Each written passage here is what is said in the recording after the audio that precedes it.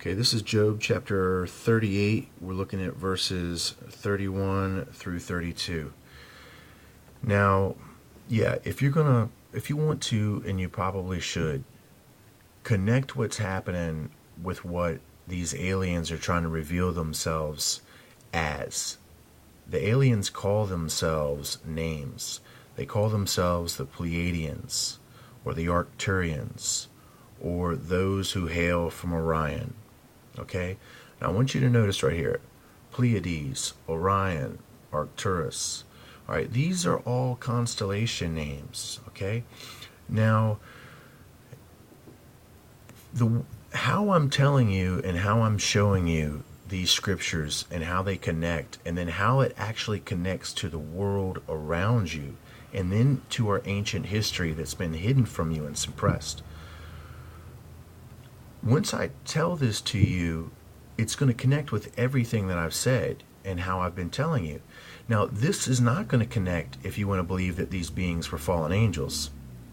Okay, it's not going to connect.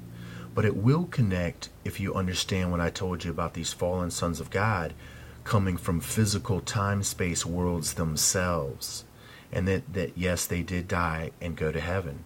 But somewhere along the way, along their heavenly path, they were chosen to come back and initiate civilization on our world.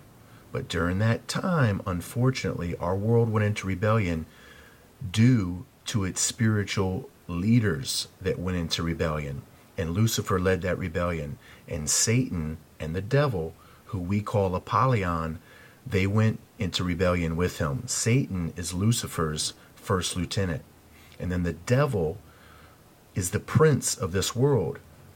Lucifer was the administrator of this planetary system of many planets, but the devil himself was the fallen prince of this singular world. And yes, there are other princes of other fallen worlds, and the Bible supports it. And I can't offer you the scripture. I can, but I'm not going to right now. I want to talk about this.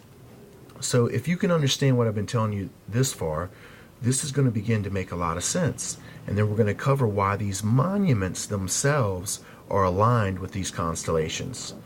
Canst thou bind the sweet influences of the Pleiades, or loose the bands of Orion?